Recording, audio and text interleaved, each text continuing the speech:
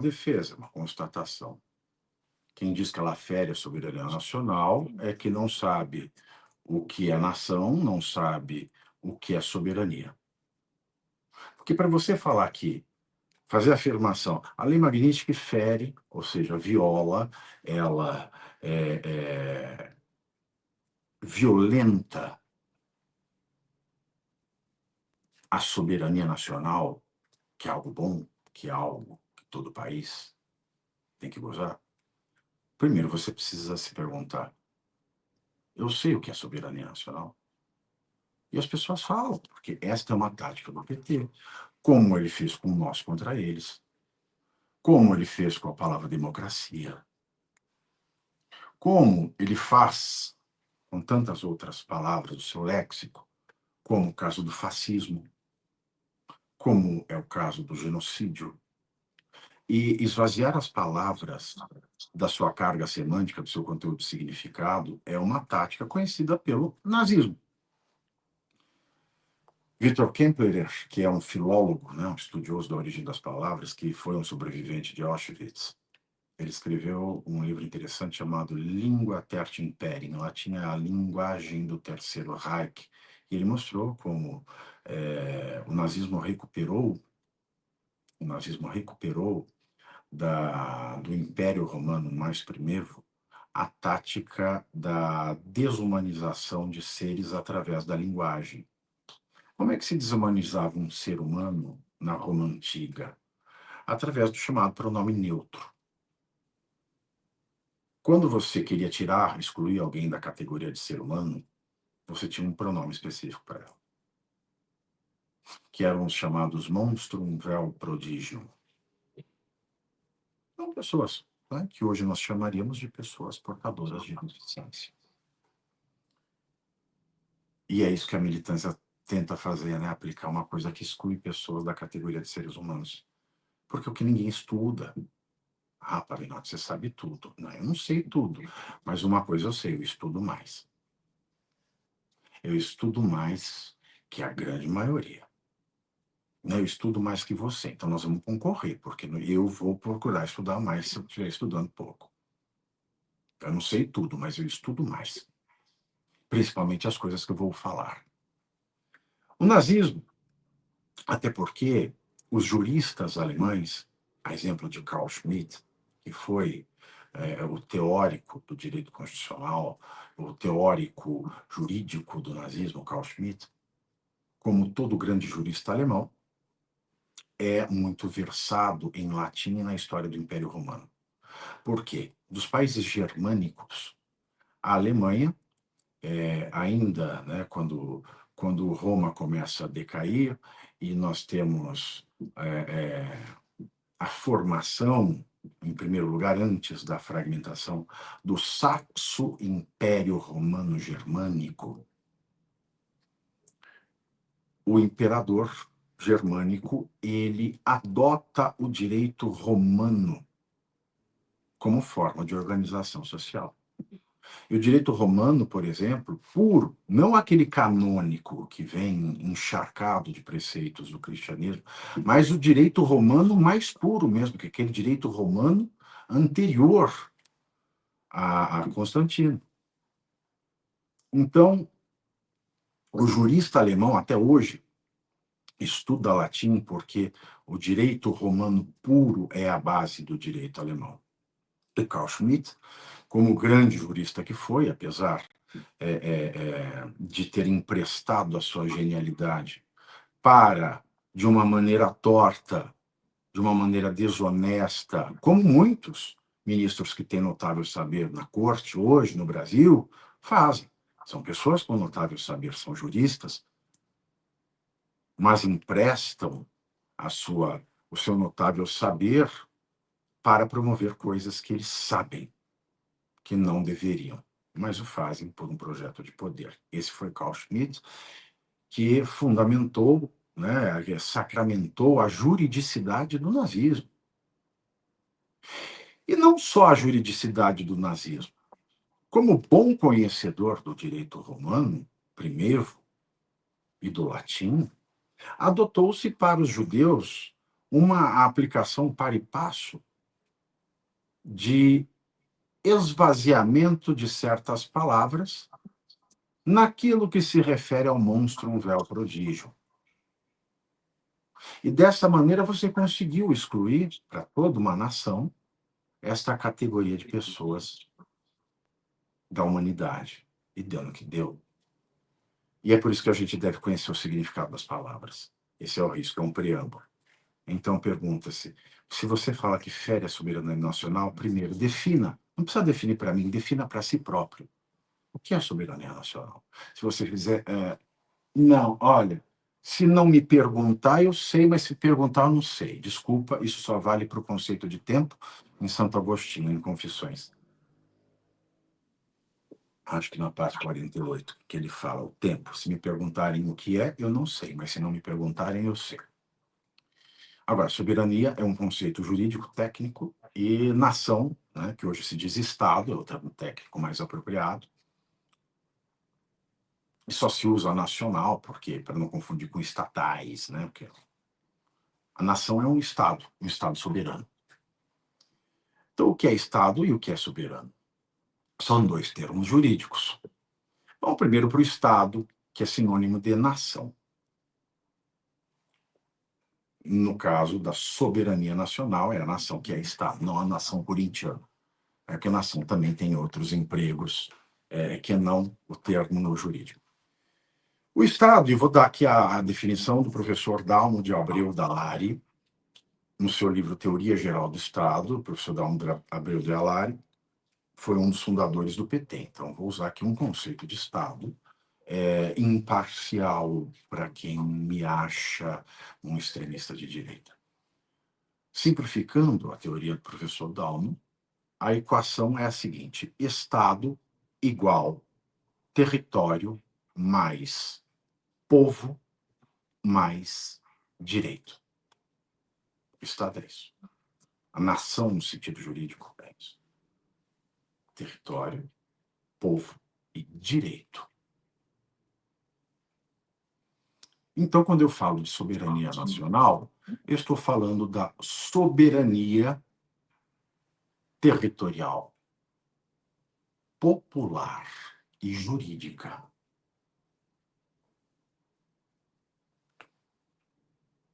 A lei Magnitsky fere a soberania territorial. Ela fere porque ela se aplica dentro do Brasil. Não, ela não se aplica dentro do Brasil. Ela se aplica aos americanos que têm negócios nos Estados Unidos. Mas e os bancos brasileiros? Não, para de comprar dólar. Para de ter Mastercard, para de ter Visa. Para de comercializar voo que sobrevoa o espaço aéreo americano. A proibição é para eles. Não é para o Banco Brasileiro. O Banco Brasileiro está proibido. Não, não atendo. Então, não quero Mastercard, não quero Visa, não quero comprar dólar. Não quero ter título comercializado pela Nasdaq. Onde é que feriu-se a soberania do território? Em nenhum lugar. O Alexandre de Moraes pode ir e vir do Iapoque ao Chuí, de leste a oeste. Fazer igual a galinha azul, de leste a oeste, do norte a sul. Nada. Então, já risquei uma bobagem. Soberania nacional, nação, território, povo e direito. Soberania nacional, territorial, não é. Populacional e jurídica. Aliás, a territorial. O que é mais ferir a soberania nacional? A lei Magnitsky, que não entra no território nacional, é quem está no território nacional, quer saber se quer comercializar com quem tem o território ou não. Eu acho engraçado que ninguém fala que o narcotráfico fere a soberania nacional quando, como no caso do Rio de Janeiro, ele detém 70% da área do estado do Rio de Janeiro, a área na qual ele aplica o seu direito próprio, não vale a lei estatal ali. Então, é um atentado verdadeiro a soberania nacional porque é um atentado à soberania do território nacional, é um atentado à soberania do direito nacional e é um atentado à soberania populacional. Porque numa democracia, por mais que nós sejamos uma democracia representativa, o que sai do parlamento eleito pelo povo representa a soberania populacional,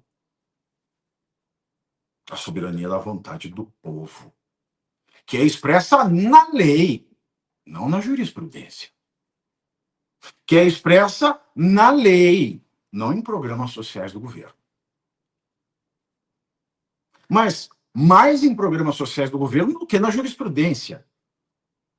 A soberania populacional só está na jurisprudência quando a jurisprudência está de acordo com a lei. Porque é o único dos poderes que não é político, mas técnico. E porque é técnico, é um poder que foge à questão da vontade popular. Ele é técnico para aplicar uma justa técnica à vontade popular expressada na lei. Logo, a Lei Magnitsky não feriu a soberania territorial, não feriu a soberania da vontade da população. Que vontade a população brasileira pode ter fora do seu território? Ela não tem vontade soberana fora do seu território. Quando a gente vai para a casa dos outros, se a gente é educado, a gente respeita a casa do outro. A gente não é soberano na casa do outro. A gente é soberano dentro da nossa casa. E olhe lá ainda, se a gente tiver criança, se a gente tiver esposo, esposa, companheiro, companheira, a gente é soberano respeitando a soberania do outro. É uma ONU dentro de casa. A gente não é soberano nem dentro de casa, porque se a gente não paga IPTU, se a gente não paga o condomínio, então a única soberania do povo brasileiro, na verdade, a bem da verdade, é a soberania jurídica. Então a Lei Magnitsky não fere a soberania territorial nem populacional brasileira. E a soberania jurídica? Ela fere a soberania jurídica brasileira. Bom, jurídico. Jurídico é diferente de jurisdicional. Uma coisa é o jurídico, que é um termo mais amplo, é um termo mais genérico, e o jurisdicional é uma espécie que está dentro desse círculo maior, que é o jurídico. Vamos imaginar o jurídico como um círculo maior e o jurisdicional como um círculo concêntrico de tamanho menor. Todo jurisdicional deve estar dentro do jurídico. São círculos concêntricos. Mas está sozinho o jurisdicional? Porque senão não tem. Para que vou fazer essa diferenciação de nomenclatura se jurídico, se o jurisdicional está todo dentro do jurídico e não tem mais nada dentro, eu só posso falar jurídico. Não. Tem o legal. O legal, o doutrinário também está ali. Então, dentro do grande círculo jurídico, tem 3 outros círculos menores que o círculo jurídico, mas concêntricos inteiramente dentro deles, e todos eles concêntricos entre si, porque um não pode estar fora do outro. Às vezes são maiores, às vezes são menores, mas são círculos concêntricos menores que a esfera do jurídico, que é o círculo do jurisdicional, o círculo do legal e o círculo do doutrinário. Bom, desses 3 círculos que estão dentro do jurídico, porque jurídico é a doutrina jurídica, a lei e, é claro, a jurisdição. Jurisdição é o julgamento de um problema, de um caso concreto, para que ele seja resolvido diante da lei. Ah, diante da lei. A jurisprudência é o quê? A jurisprudência é a interpretação ou sugestão de melhora ou questões levantadas sobre a lei. Ah, então dentro do jurídico, tanto a jurisprudência quanto a doutrina dependem da lei. Então existe um círculo maior chamado jurídico e um círculo menor chamado lei, o legal, e dois círculos menores que o legal, chamado jurisprudência e doutrina. Portanto, a soberania jurídica é do círculo maior. Jurídico é só um nome que envolve essas três coisas. E dessas três coisas, de uma só dependem duas. O jurisdicional e o doutrinário dependem do legal. Portanto, quando eu falo de ordem jurídica, já que o legal ordena o doutrinário e ordena o jurisdicional, a soberania jurisdicional é a soberania da lei do direito, do que está escrito.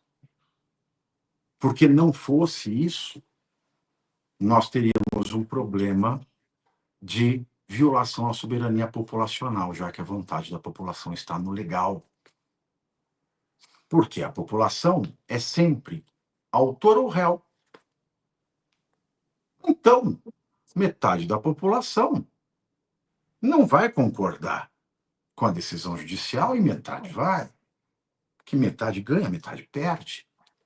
Mas a lei é a expressão da maioria.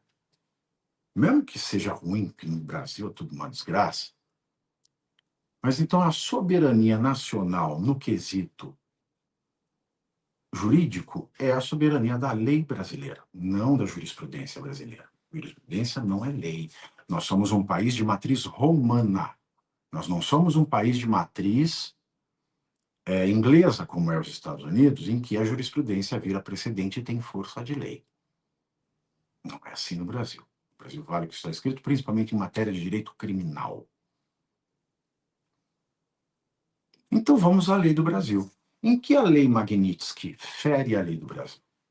Eu faço essa pergunta ao Alexandre, eu faço essa pergunta ao bando de imbecis, de estúpidos que comentam na Globo News, aos metidos a sabe tudo que não sabem de porcaria nenhuma, pelo menos em matéria de direito, que escrevem: fato, a lei Magnitsky fere a soberania nacional. Ora, eu gostaria de poder dizer, vão tomar no meio dos seus cofres. Porque, senhores, vocês não sabem o que estão dizendo. Ou sabem que estão enganando, que é pior ainda. O que diz a lei brasileira? A lei brasileira, ela diz que, no processo criminal, vale o princípio da estritíssima legalidade. Em todo processo deve valer o princípio da legalidade, mas a Constituição, sabendo disso, ela diz no processo criminal, porque a liberdade é o bem mais precioso da vida humana. E o processo criminal é aquele que tira justamente a liberdade do réu. Pode tirar. Então, por isso, a Constituição diz que, nesse processo, vale a estritíssima legalidade. Por mais que existam outros princípios importantes, exceções, casos não previstos, por mais que venha a se instalar o caos, para que haja direito, é o direito que tem que ser observado. E as únicas exceções ao direito que o nosso direito prevê são o estado de sítio e estado de defesa. E pelo que eu saiba, desde 8 de janeiro, o Brasil não vive nem em estado de sítio, nem em estado de defesa, nós não estamos na exceção constitucional, portanto, tem que valer o Estado de Direito. E o Estado de Direito em si é uma garantia, um direito fundamental do ser humano, universalmente. O que diz então o direito, já que estamos no Estado de Direito e não no estado de exceção? O direito diz que só pode ser aplicado o que a lei diz que deve ser aplicado, sem exceção. No direito criminal não há exceção. Não pode haver. E o que diz a lei, então? A lei diz que existe um prazo para se protocolar a denúncia. E esse prazo é de 15 dias, a partir do dia em que o PGR recebe o relatório da Polícia Federal, mais 15 dias se não tiver nenhum investigado em prisão preventiva. Porque se tiver um só investigado em prisão preventiva, o prazo é de 5 dias. Mas o legislador não é tapado. O Brasil teve bons legisladores e ele sabe que existem certos casos que é preciso mais tempo. Então pode ser que o PGR demore um prazo indeterminado para ler tudo e fazer a denúncia? Sim, a lei prevê essa oportunidade. A oportunidade em que nenhum investigado esteja em prisão preventiva. E o Braga Neto está em prisão preventiva até hoje, para ficar só nesse exemplo. Estando o Braga Neto em prisão preventiva, qual foi o prazo do Paulo Gonet quando ele recebeu o relatório da Polícia Federal no dia 26 de novembro de 2024? 5 dias. 5 dias úteis. Esse prazo venceu no dia 3 de dezembro de 2024. Ele protocolou a denúncia? Não. Ele protocolou a denúncia no dia 18 de fevereiro de 2025. Tá aí. Uma só violação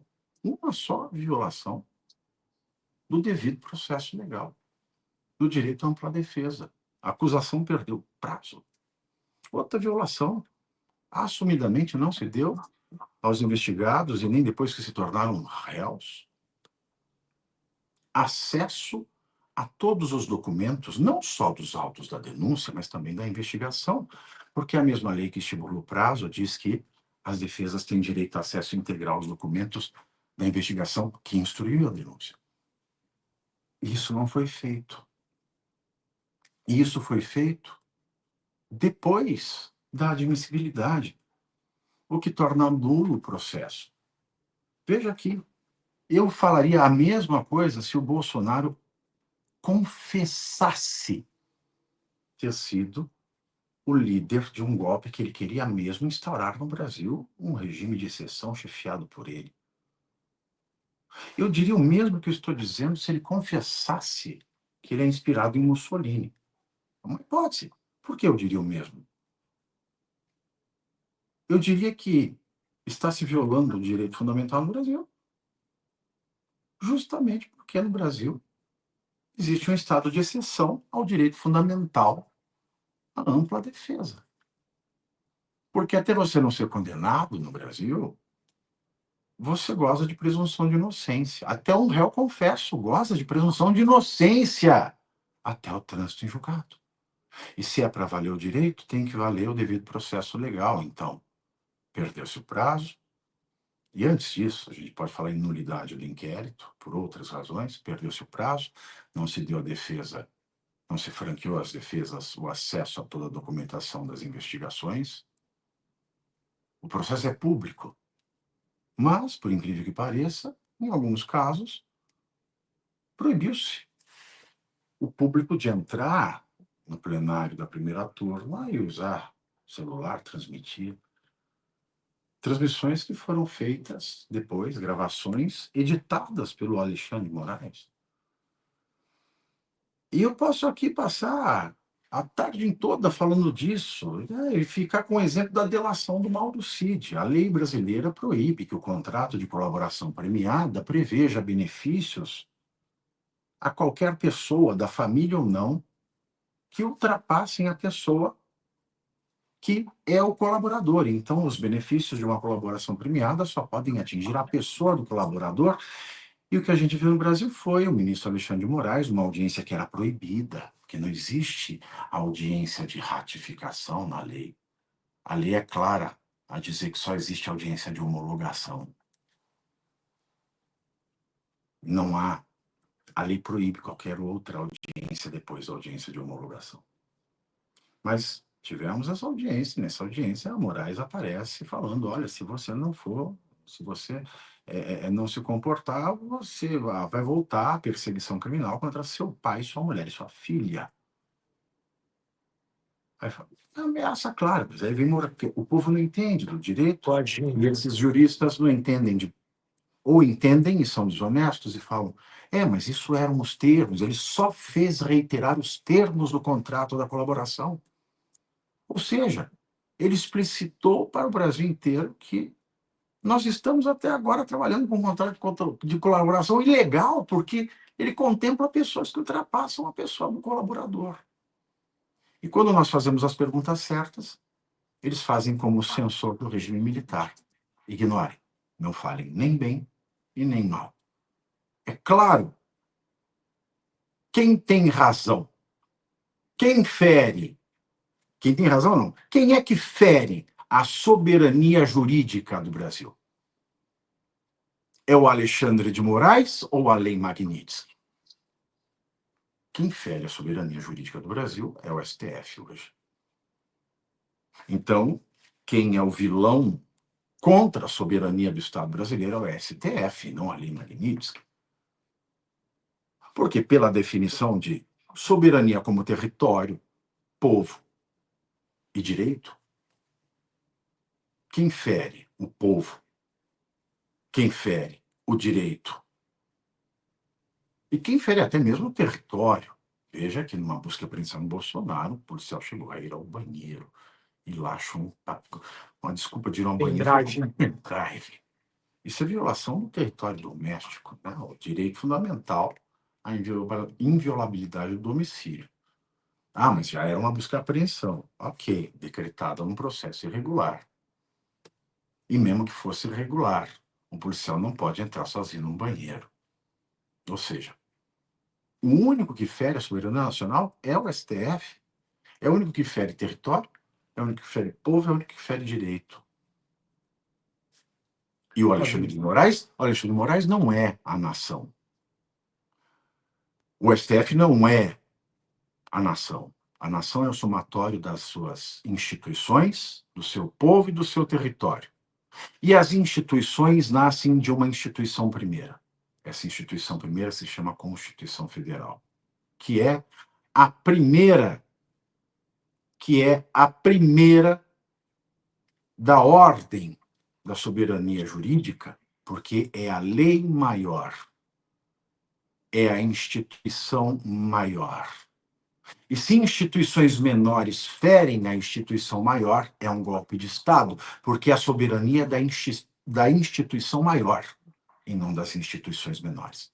Então, o que está acontecendo no Brasil hoje é um processo de desinformação feita pelo próprio Supremo